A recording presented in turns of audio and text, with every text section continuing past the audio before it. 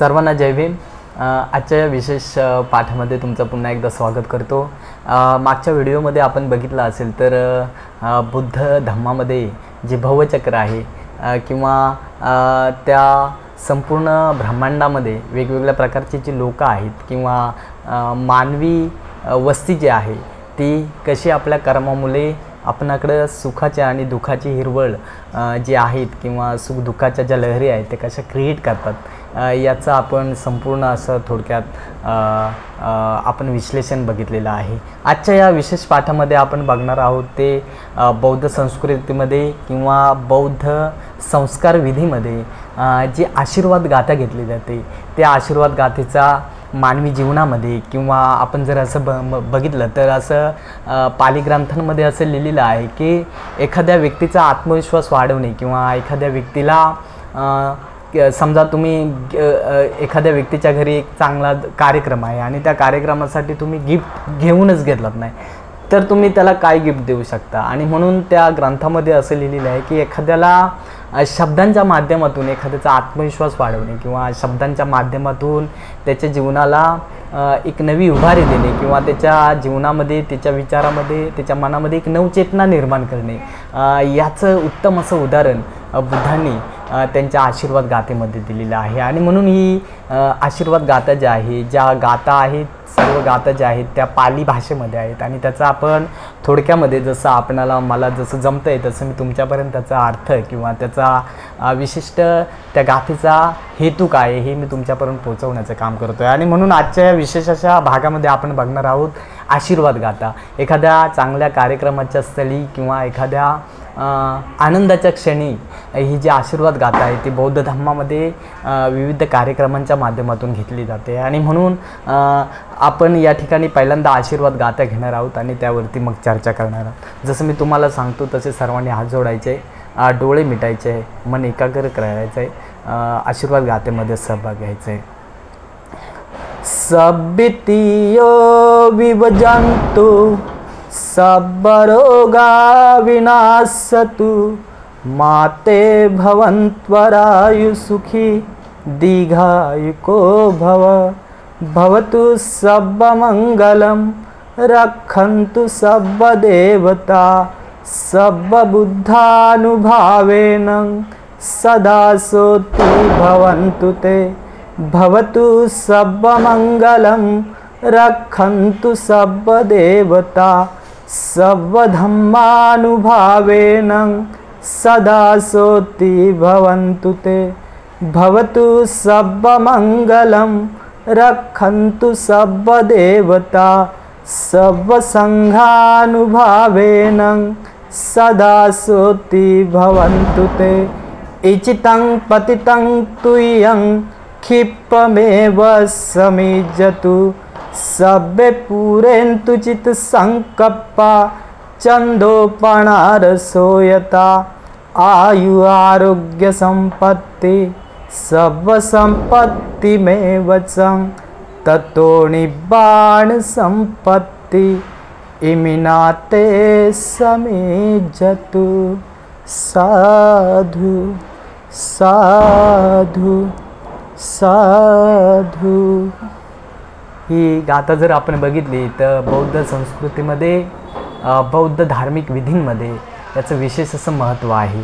एखाद्या कार्यक्रमाच्या स्थळी एखाद्या व्यक्तीला किंवा एखाद्या कुटुंबाला त्याच्या वाढदिवसाच्या दिवशी असेल त्याचा घराचा गृहप्रवेश असेल किंवा अशा प्रकारे मानवी जीवनामध्ये जे वेगवेगळे प्रकारचे संस्कार आहेत पॉझिटिव्ह आहेत निगेटिव्ह आहेत या संस्कारांच्या माध्यमातून एखाद्या व्यक्तीला दिलेला जो हा आशीर्वाद आहे त्या आशीर्वाद गाथेचा विशेष असा अर्थ बौद्ध संस्कृतीमध्ये आहे। आणि म्हणून या गाथेमध्ये असं म्हटलं आहे की बुद्धाच्या म्हणजे प्रत्यक्ष बुद्ध त्यांचं जे नवगुण आहेत किंवा त्यांचा जो धम्म आहे धम्माचे जे गुण आहेत किंवा त्यांचा जो संघ आहे त्या संघाने सांगितलेला जो आदर्श असा विचार आहे या विचारांवरती ज्या व्यक्ती आपल्या जीवनाचं मार्गक्रमण करतात, ज्या ज्या व्यक्ती तो विचार आपल्या जीवनामध्ये आचरण करतात, त्या व्यक्ती आपल्या आयुष्यामध्ये सुखी राहतात असं म्हटलेलं आहे. आणि म्हणून या गाथेमध्ये असं म्हटलं आहे की त्या तुमचं अशा प्रकारे मंगल हो, अशा प्रकारे तुमचा विकास हो, अशा प्रकारे तुम्हाला हिताचा, सुखाचा, कल्याणाचा असा मार्ग मिळो. आणि त्यामध्ये असं म्हटलं आहे की पौर्णिमेचा चंद्र जसा बाहेर येतो आणि त्याच्यावरती कोणत्याही प्रकारचा डाग नसतो, तशाच प्रकारचे या व्यक्तीच्या मनामध्ये, या व्यक्तीच्या फॅमिलीमध्ये किंवा या समाजामध्ये असलेले जे तुमचे विचार आहेत, तुमच्या मनामध्ये असलेल्या इच्छा असतील, आकांक्षा असतील किंवा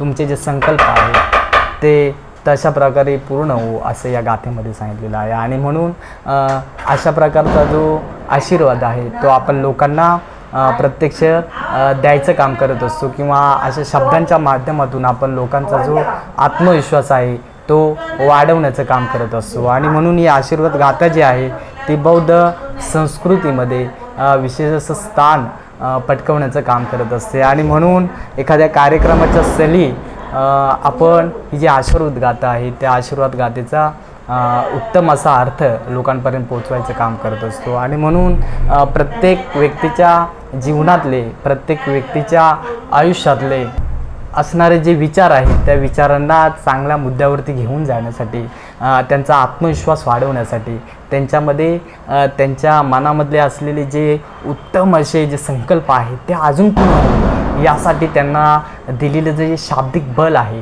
ते त्यांच्या आयुष्यामध्ये खूप महत्त्वाचं आहे. आणि म्हणून पौर्णिमेच्या चंद्रावरती जसं आपण बघतो की कोणत्याच प्रकारचा डाग नसतो, डागरहित अशा प्रकारचा जो चंद्र आहे, तसेच त्या व्यक्तीच्या मनात असलेले उत्तम असे संकल्प आहेत ते आर्य अष्टांगिक मार्ग स्वीकारून ते पूर्णत्वास यावेत अशा प्रकारची इच्छा या आशीर्वाद गाथेमध्ये व्यक्त केलेली आहे.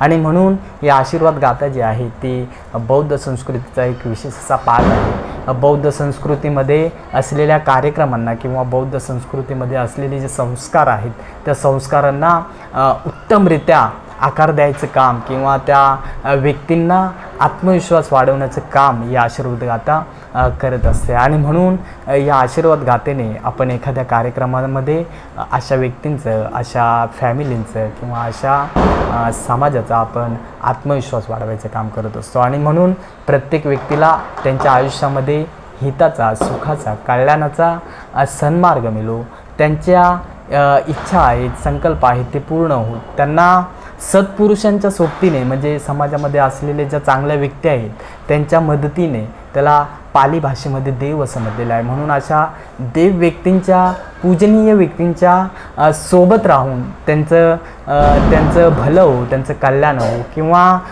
असं म्हटलं आहे की त्यांना संपत्तीचा किंवा त्यांना चांगल्या प्रकारचा शरीर किंवा त्यांना चांगल्या प्रकारचं आपण म्हणतो की आरोग्य किंवा त्यांना आपण असं म्हणतो की वर्ण किंवा त्यांना असं म्हणतो की बल मिळो आणि चांगल्या बलाने, चांगल्या आरोग्याने त्यांच्यामध्ये संपत्तीची वाढ हो, त्यांच्या संपत्तीमध्ये अधिकाधिक भर हो किंवा त्यांच्या संपत्तीमध्ये वाढ होण्यासाठी अशा प्रकारचा जो शाब्दिक असा अर्थ जो आहे या गाथेमध्ये सांगितलेला आहे. आणि म्हणून ते सर्व सुखी होत, त्यांच्या घरातील लोक सुखी हो, त्यांच्या आजूबाजूचा समाज सुखी हो, त्यांच्या आजूबाजूची लोक आहेत, सोसायटीतील जी लोक आहेत ती सुखी हो, असा मंगलमय उपदेश या पाली भाषेमध्ये बुद्धाने आशीर्वाद गाथेच्या माध्यमातून या गाथेच्या माध्यमातून तुम्हापर्यंत पोचवलेला आहे. आणि म्हणून ही जी आशीर्वाद गाथा आहे याच्या शेवटी पुन्हा साधू साधू साधू असा 3 वेळा जो साधूकार दिला आहे याचा अर्थ आहे की ते मी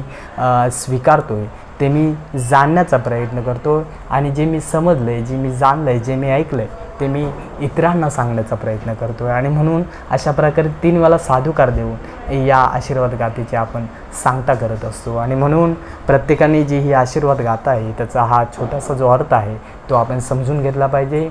इतरांच्या चांगल्या कार्यक्रमांमध्ये किंवा इतरांच्या सुखदुःखामध्ये त्यांचं बल वाढवण्यासाठी आपण अशा प्रकारे मदत केली पाहिजे. आणि म्हणून शब्दांमध्ये प्रचंड मोठी ताकद आहे.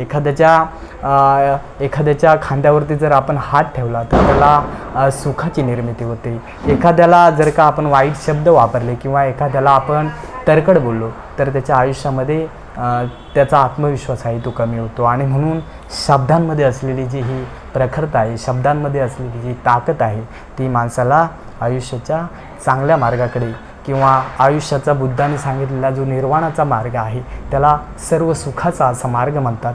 त्या मार्गाची वाट जी आहे ती दाखवण्यासाठी आपण अशा प्रकारचा प्रयत्न करू शकतो. आणि म्हणून बुद्धाने सांगितलेला जो निर्वाणाचा मार्ग आहे तो या आशीर्वाद गाथेच्या माध्यमातून त्याला भेटू शकतो किंवा त्या प्रवासाची प्रवाह किंवा ती छोटीशी वाट त्याला सापडू शकते. म्हणून या आशीर्वाद गाथेचा अर्थ आपण या ठिकाणी समजून घेतलेला आहे. तुम्ही सर्वांनी समजून घेतलं, त्याबद्दल तुम्हा सर्वांचा या ठिकाणी आदर करतो, सन्मान करतो. किंवा तुम्हालाही जर आवडला असेल तर ते इतरांपर्यंत पोचवा अशा प्रकारची सूचना करतो. आणि या ठिकाणी तुम्हा सर्वांना जय भीम करून तुम्हा सर्वांची या ठिकाणी रजा घेतो. सर्वांना पुन्हा एकदा जय भीम.